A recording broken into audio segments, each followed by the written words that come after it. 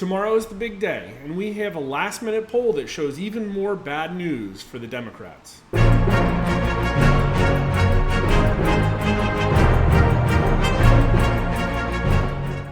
Our final generic ballot came out last Friday, and Republicans maintained a strong lead of 5 points and a very commanding lead among independents. See the link at the end of the video if you haven't watched the video yet. That's just one of a few really strong signs for Republicans.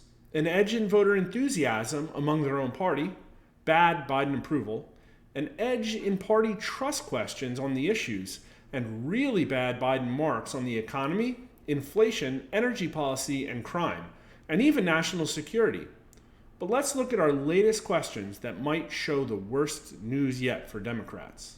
In the upcoming midterm elections, 85% of voters say they are definitely going to vote. 11% say probably going to vote, and only 4% aren't going to vote or are not sure.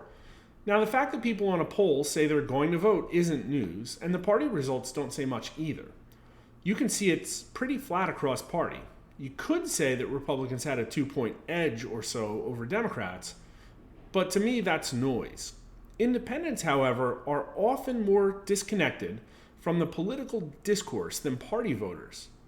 There are no signs of that here, and keep in mind that Republicans have a double-digit lead among independents. But now let's look at the results of this question crossed with Biden approval. Joe Biden's strongest supporters are slightly more likely to say they are definitely going to vote than those who strongly disapprove of Biden, but there are twice as many of them. In fact, Biden's latest full-month approval numbers were 22% strongly approve, 22% somewhat approve, 9% somewhat approve, and 45% strongly disapprove.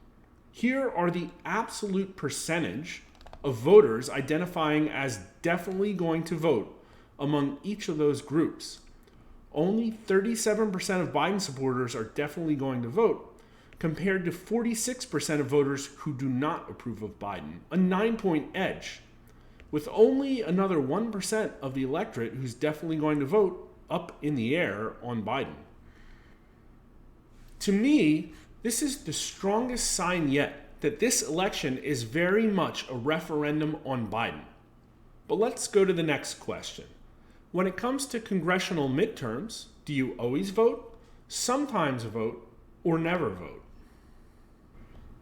73% say always vote, 23% say sometimes, and 4% either never vote or will be first-time voters. Always vote is slightly up since 2018, but here are the party numbers. Republicans have a 5-point edge in always vote, but Democrats make up 3% of that in sometimes vote. We've always known that Republicans turn out slightly more, but here 69% of independents now say they always vote. Look at the comparison from 4 years ago. Republicans and Democrats have each picked up a point or two, but 6 points of independents now say they always vote. And once again, Biden has a 37-point approval rating among independents, and Republicans lead by 13 points in the generic ballot with independents.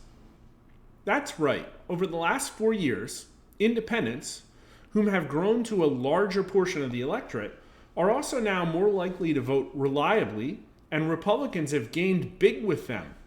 Here's another data point. Among those who say they only sometimes vote in midterms, 56% are definitely going to vote this time out, and 91% are definitely or probably going to vote. Finally, let's look at early voting. Now, we all know that Democrats hold an edge here, though some news reports have said that their lead in early voting is significantly lower than it was in 2020 this time out. 42% of the electorate has, as of November 3rd, already voted, and 56% hasn't yet. 80% of those who haven't voted yet say they will definitely vote, and 95% say definitely or probably. But what about party breakdowns? Democrats have indeed led in early voting with a 6-point advantage over Republicans, but only about half of the Democrat vote remains, while Republicans and independents still have 59% of their vote just sitting out there. Some of that might not turn up, But for those of you who closely track early vote performance by party, I would love to see your comments on how you think those numbers will influence the outcome of this midterm election. Thanks again for following us, and please like the video and subscribe for more narrative-breaking public opinion news.